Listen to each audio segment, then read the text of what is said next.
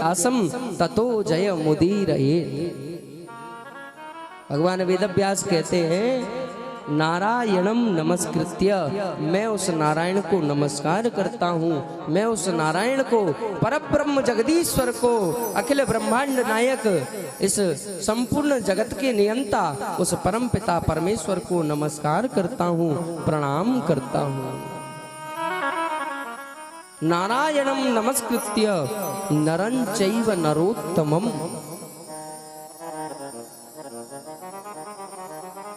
उसके आगे वाली पंक्ति में कह रहे हैं देवीम सरस्वतीम व्यासम, सरस्वती की वंदना कर रहे हैं। मैं उस देवी सरस्वती को प्रणाम करता हूँ, वंदन करता हूँ, जिससे मेरी जिह्वा भगवान का नाम गा पा रही है। हे स्वर की देवी माँ, वाणी में मधुरता दो। भगवान वेद व्यास ने माता सरस्वती की वंदना करी है। हे स्वर की देवी माँ, वाणी में मधुरता दो। हे स्वर की देवी माँ, वाणी में मधुरता दो। हम गीत सुनाते हैं, संगीत की शिक्षा दो। हम गीत सुनाते हैं, संगीत की शिक्षा दो। सरगम का ज्ञान नहीं, शब्दों में सार नहीं। सरगम का ज्ञान नहीं, मेरी माँ शब्दों का सार नहीं। टूटी हुई वाणी में, टूटी हुई वाणी में, मैया तुम मधुरता दो। ईश्वर की देवी माँ, वाणी में मधुरता दो। देवीम सरस्वतीम व्यासम, माता सरस्वती की वंदना करें। उसके आगे कहते हैं भगवान वेद व्यास, मैं अपने गुरुदेव को प्रणाम करता हूँ। देवीम सरस्वतीम व्यासम, मैं अपने गुरुजी को प्रणाम करता हूँ। गुरुदेव की वंदना करी है। ध्यान मूलम गुरुर्मूर्ति, सेवा मूलम गुरुर्पदम, मंत्र मूलम गुरुर्वाक्य, मोक्ष मूलम गुरुर्कृपा। भगवान वेद व्यास गुरु की वंदना कर रहे हैं। अच्छा, अब आप ये विचार कर लीजिए, गुरु कहते किसे? वंदना तो हम और आप भी करते हैं। गुरुर ब्रह्मा गुरुर्विष्णु गुरुर्देवो महेश्वर, गुरु साक्षात परब्रह्म तस्मै श्री गुरवे नमः। हम और आप भी तो वंदना करते हैं, लेकिन गुरु कहते किसे हैं? गुरु शब्द का अर्थ क्या है? पहला अक्षर है गु, दूसरा अक्षर है रु। गु अर्थात अंधकार और रु अर्थात प्रकाश। गुकारस्तु अंधकारस्तु रुकारस्तन निरोधक। जो अंधकार से ले जा करके प्रकाश में खड़ा कर दे, उसे हम गुरु कहते हैं। जो हमारे अंधकार रूपी जीवन को प्रकाश रूपी नौका में ले जा करके बिठा दे, उसे हम गुरु कहते हैं। और भक्तमाल ग्रंथ के अनुसार गुरु किसे कहते हैं? कि गुरु वही जो,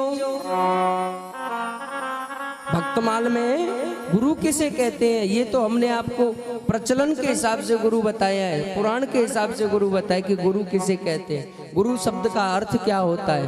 गुकारस्तु अंधकारस्तु रुकारस्त निरोधक। लेकिन भक्तमाल के अनुसार गुरु किसे कहते हैं कि गुरु वही जो हरि ही मिलावे, और गुरु वही जो विपिन बसावे।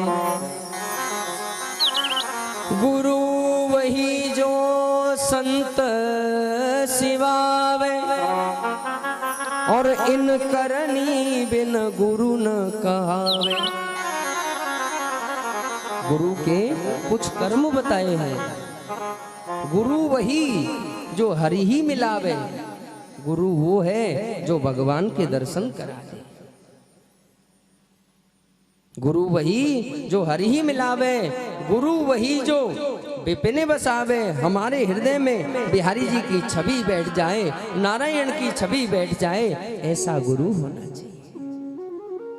गुरु वही जो हरि ही मिलावे, गुरु वही जो विपिन बसावे, और गुरु वही जो संत सिवावे।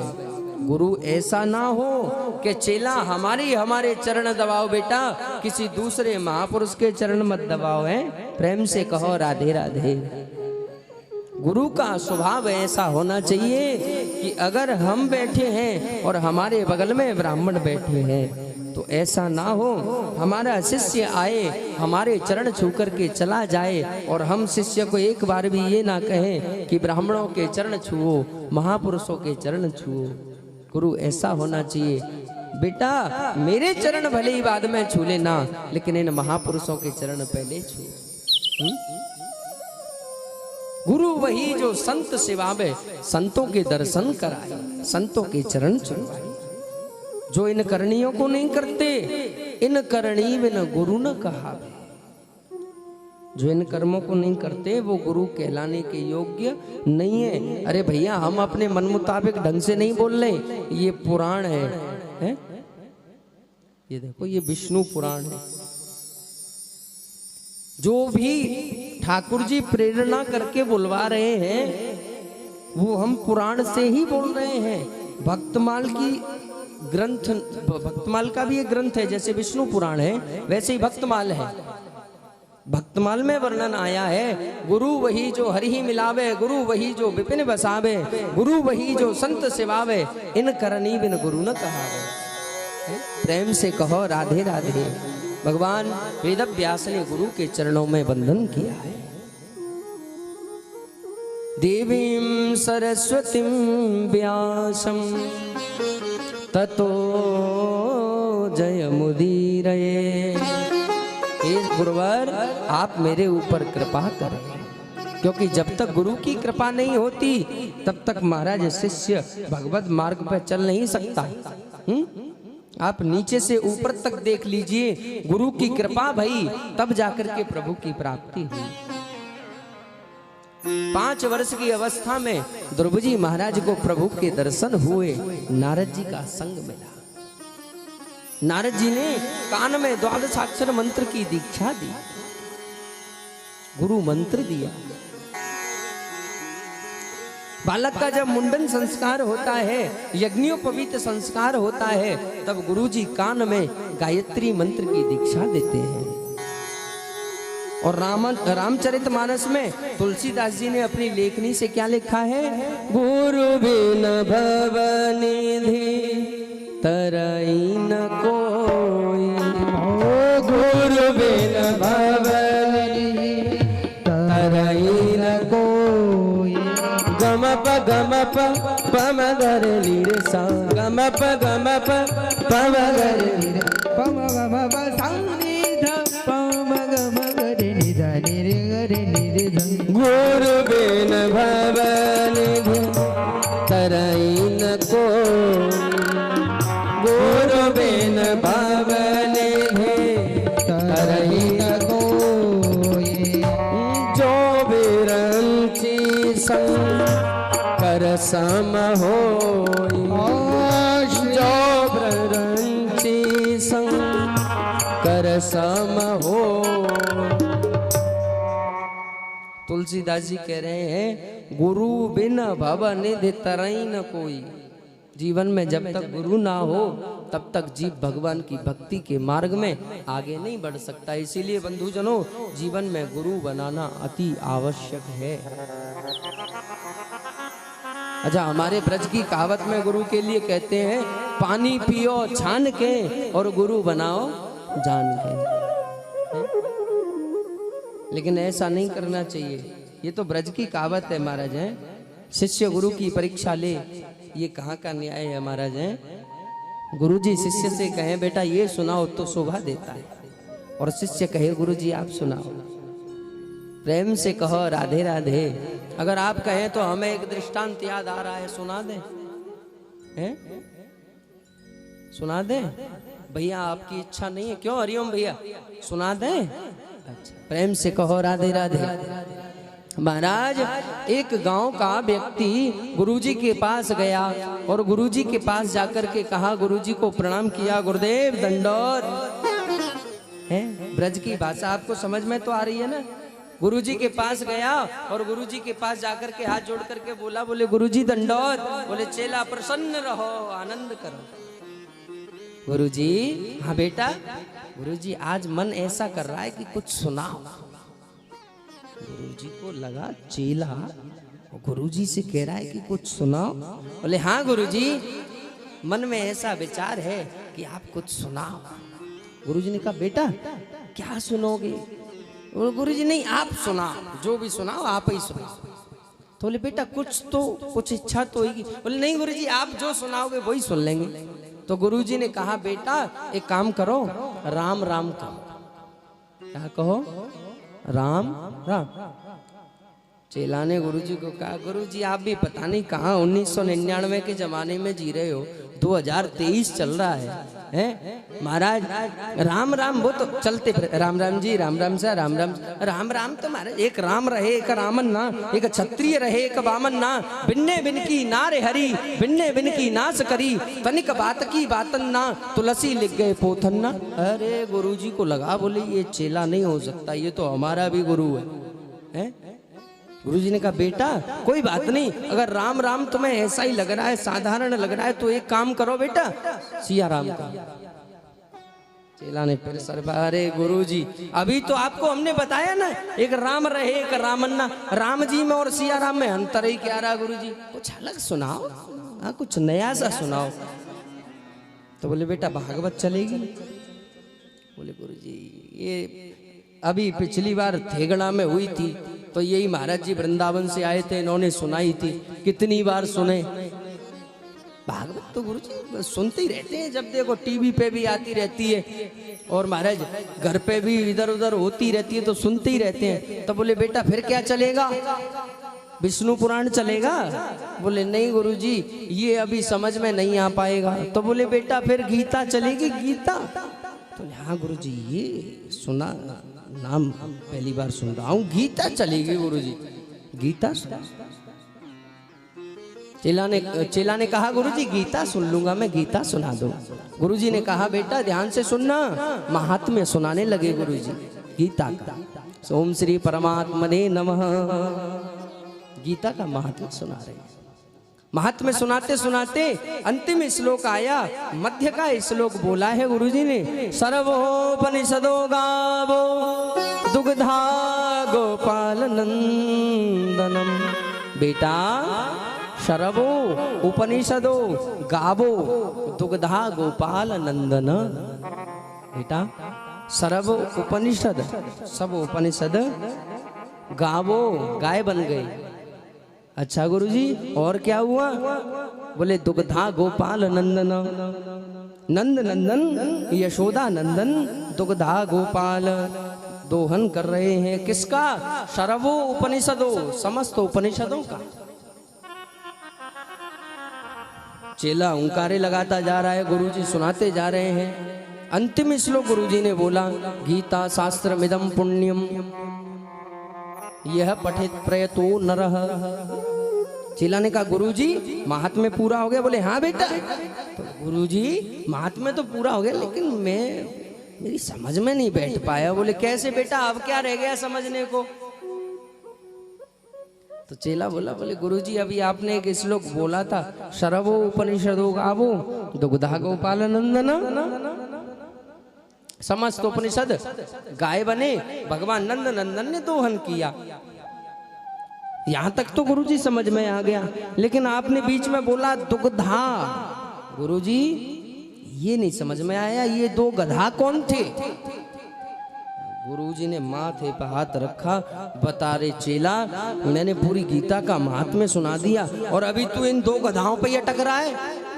चेला बोला, गुरुजी क्षमा करना, मुंह समझ में नहीं आया था इसीलिए पूछ लिया। गुरुजी एक बार बताओ ना, ये दो गधा कौन थे? दुग्धा गोपाल नंदनम, ये दो गधा कौन थे? अरे गुरुजी ने माथे पर हाथ रखा, बोले अरे देवता, ये दो गधा कोई और नहीं थे, एक तुम थे, दूसरे हम थे। प्रेम से कहो राधे राधे। महाराज ऐसे ऐसे भी चेला आते हैं गुरुजी के पास। इसीलिए बंधुजनों, जीवन में गुरु होना आवश्यक है। गुरु शब्द की महिमा महाराज वेदों ने गाई है, पुराणों में गुरु शब्द की महिमा का वर्णन किया है। हमारी जिह्वा में इतनी सामर्थ्य नहीं कि इन 7 दिनों में गुरु शब्द की महिमा का वर्णन कर सके। 1000 वर्षों तक भी अगर बोला जाए तो गुरु शब्द की महिमा का बखान नहीं कर सकते। अच्छा, अब आप ये विचार कर लीजिए, जैसे भागवत में महाराज 12 स्कंद हैं, 12 स्कंद हैं। भागवत आप में से किस किसने सुनी है? राजकुमार भैया आपने नहीं सुनी? सुनी थी।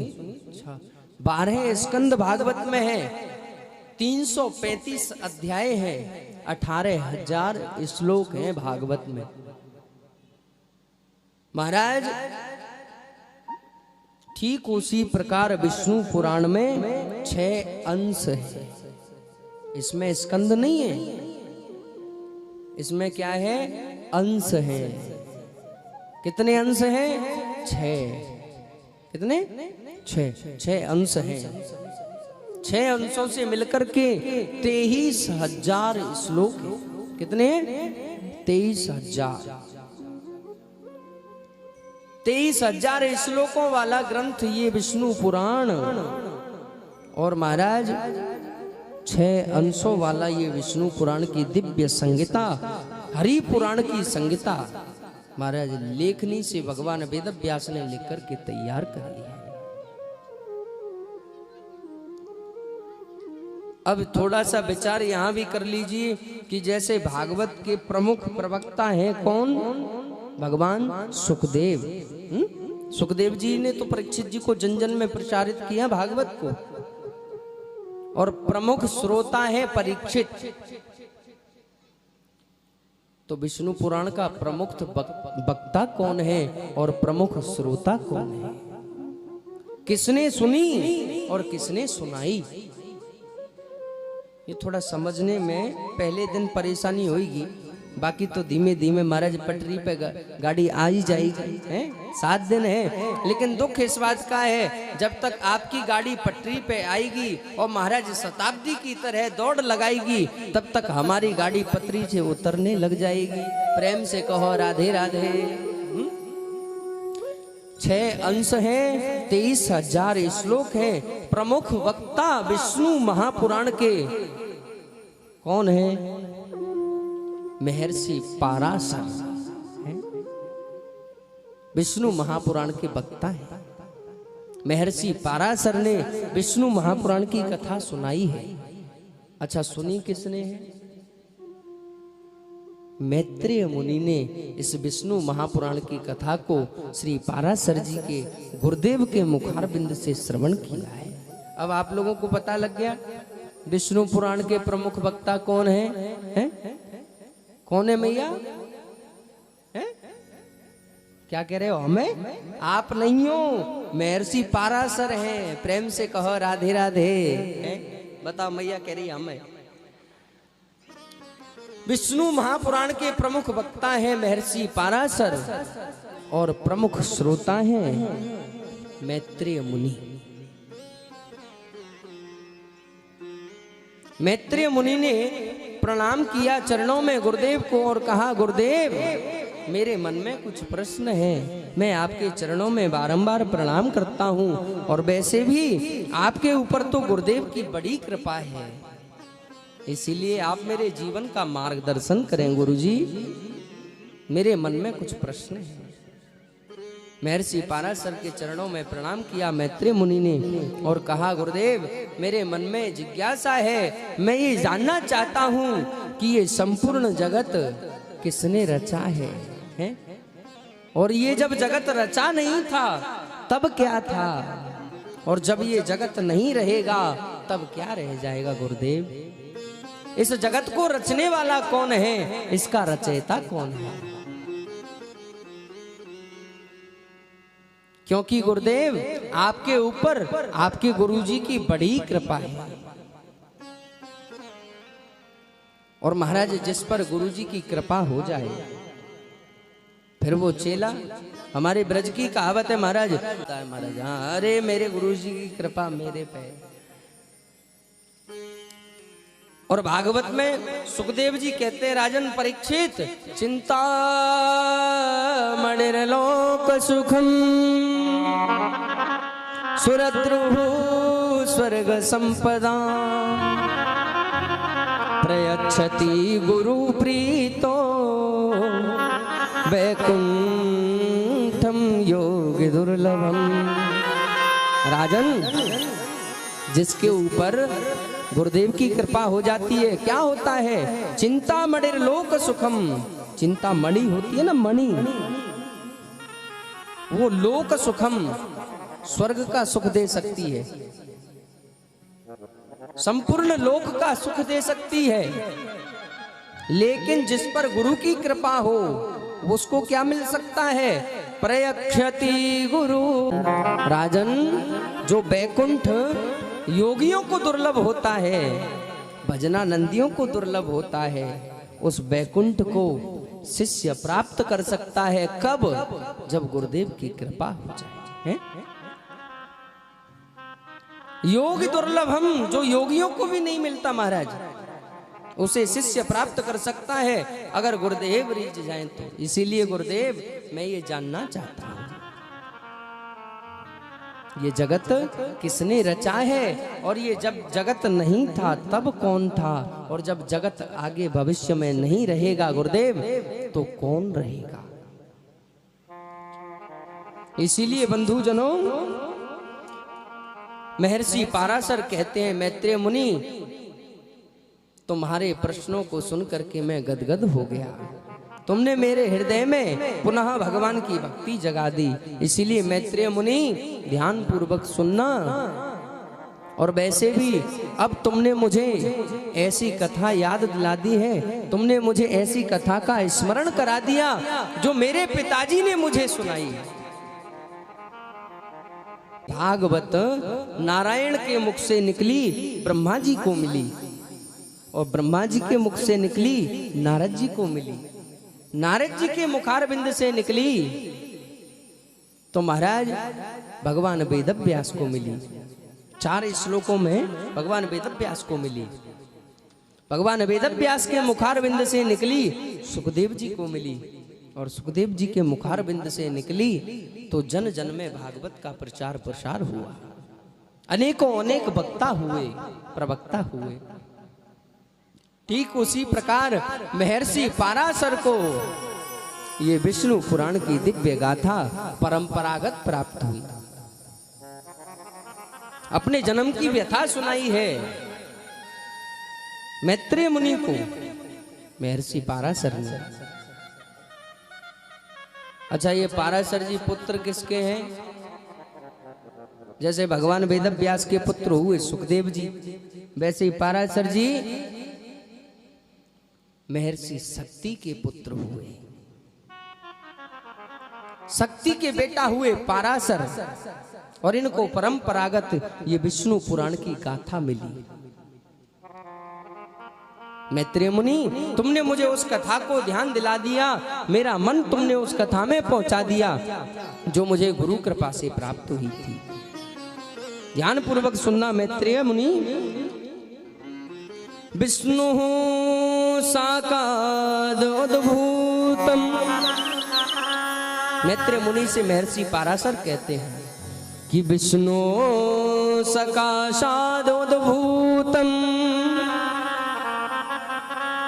जगत्त्रैव च स्थितम् स्थिति संयम करता सौ जगतोस्य जगच्चस। हे मैत्रेय मुनि, विष्णु शाकाश उद्भूतम, जब ये संपूर्ण जगत नहीं था तब परमात्मा था। मैत्रेय मुनि, विष्णु शाकाद सद्भूतम, केवल एक विष्णु इस संपूर्ण जगत के नियंता है। जब कोई नहीं था तब भी विष्णु था, वो ब्रह्म था। और जब आज सब है तब भी वो ब्रह्म है, और जब कोई नहीं रहेगा तब भी वो ब्रह्म रहेगा। ब्रह्म सत्यम जगन मिथ्या। और वैसे भी मैत्रेय मुनि, आपने पूछा कि इसकी रचना किसने करी, तो ये रचना स्वयं अखिल ब्रह्मांड नायक परब्रह्म जगदीश्वर इस ब्रह्म ने इस संपूर्ण जगत की रचना करी। तूने अजब रचा भगवान खिलौना माटी का। जब जब मेरे प्रभु का मन होता है तो इस खिलौने के रूप में इस संसार सागर को बनाते हैं, और जब खेल करके निवृत्त हो जाते हैं तो इसको तोड़ मड़ोड़ करके महाराज वहीं की वहीं इसका संहार कर देते हैं। जब कोई नहीं था तब भी प्रभु थे, और जब सब हैं सब में रहते हुए भी प्रभु हैं, और जब कोई शेष नहीं रह जाएगा तब भी वो ब्रह्म रहेगा। बड़ा सुंदर उपदेश मैत्रेय मुनि को महर्षि पाराशर ने इस श्लोक के माध्यम से सुनाया है। मैत्रेय मुनि, समय समय पर मेरे प्रभु इसकी उत्पत्ति करते हैं, समय आने पर इसका पालन भी करते हैं, समय आने पर इसका संहार भी करते हैं। स्थिति संयम करता सौ जगतोस्य जगच्चस। महाराज ब्रह्मा बन करके इसकी उत्पत्ति करते हैं, और विष्णु बन करके इसका पालन करते हैं, और रुद्र रूप धारण करके इसका समय आने पर संहार करते हैं। संहार कब करते हैं और पालन कब करते हैं और उत्पत्ति कब करते हैं? महाराज रामचरितमानस की ये चौपाई हमको दर्शाती है। प्रभु इस संसार को मिटा कब देते हैं तो ये चौपाई बताती है। और गीता में भगवान अर्जुन को कहते हैं, अर्जुन परित्राणाय साधूनां विनाशाय च दुष्कृतां धर्म संस्थापनार्थाय संभवामि युगे युगे। अर्जुन, परित्राणाय साधूनां विनाशाय च दुष्कृतां। जब जब इस धरती पर, इस धराधाम पर मेरे चार हेतु हैं, उन पर आघात होता है, तब तब मैं इस धर्म की रक्षा के लिए धर्म संस्थापनार्थाय संभवामि युगे युगे, अलग अलग युग में अलग अलग अवतार धारण करके आता हूँ।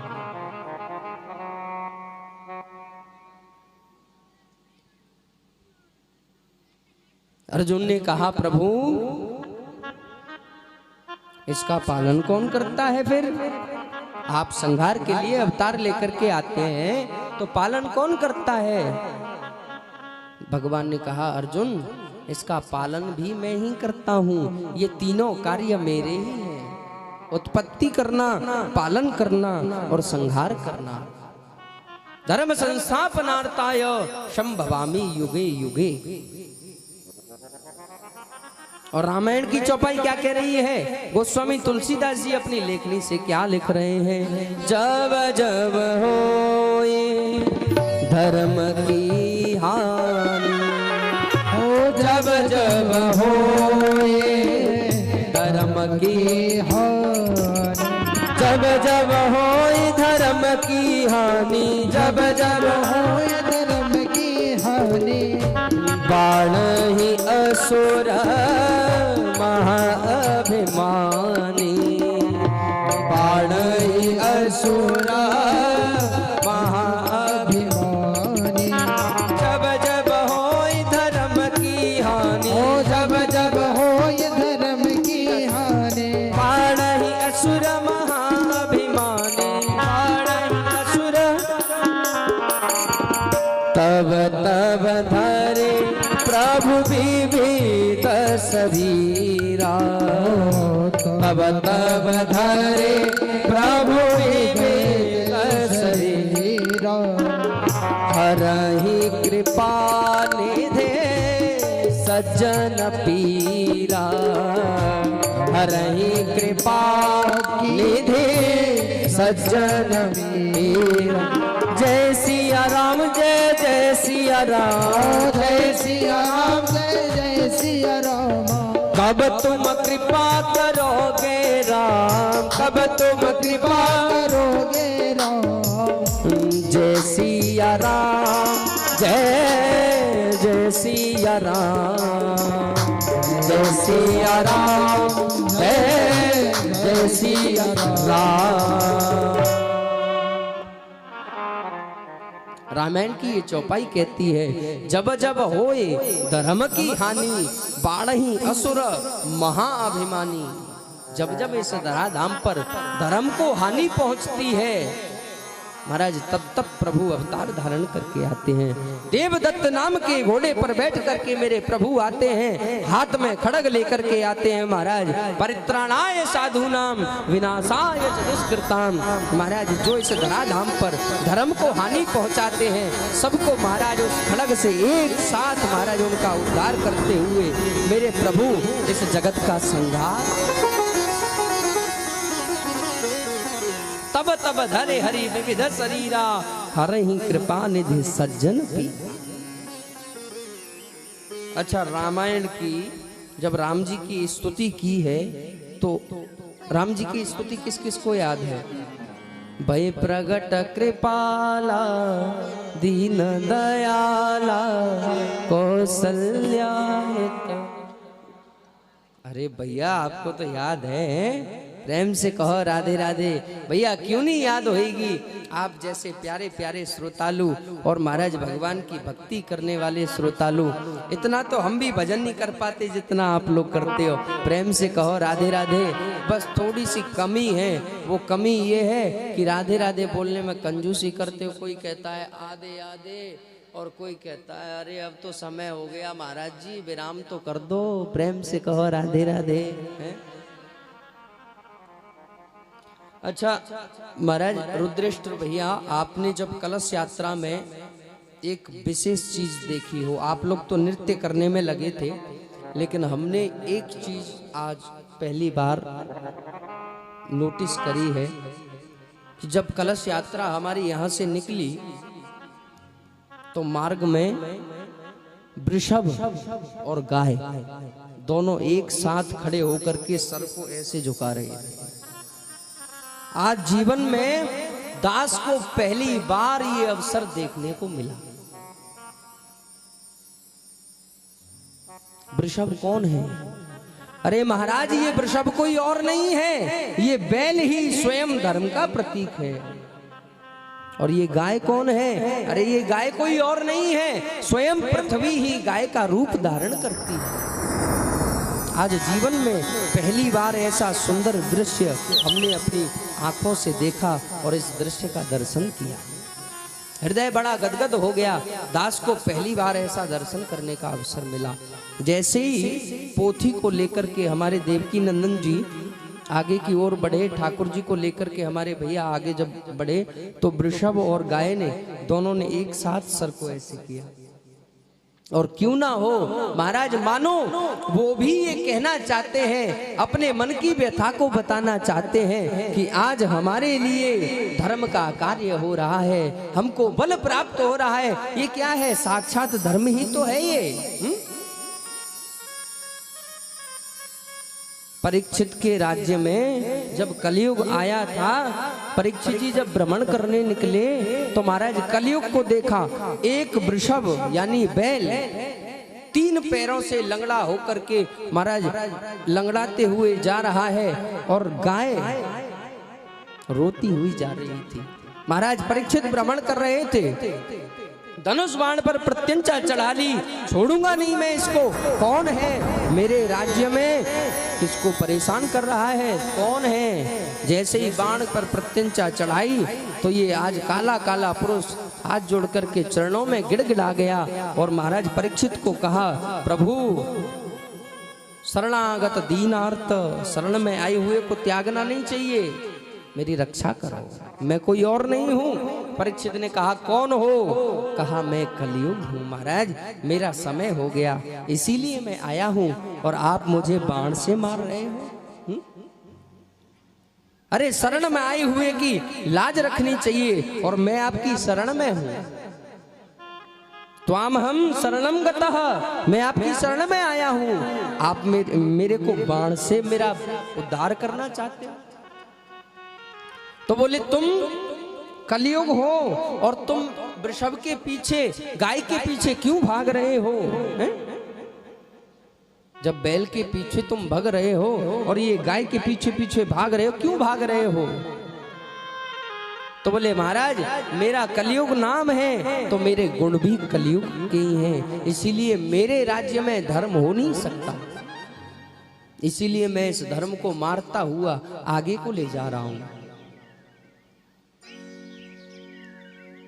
जैसे ही परीक्षित जी आगे बढ़े, वृषभ के पास गए, बैल से पूछा, भैया आप कौन हो? आप कोई साधारण पुरुष नहीं हो, इतना तो हमें पता लग गया, लेकिन आप अपना परिचय दो, आप कौन हो? तो आज ये वृषभ रोते हुए कहा, महाराज मैं कोई और नहीं हूँ, मैं साक्षात धर्म हूँ। बैल महाराज धर्म का अवतार है, धर्म होता है बैल।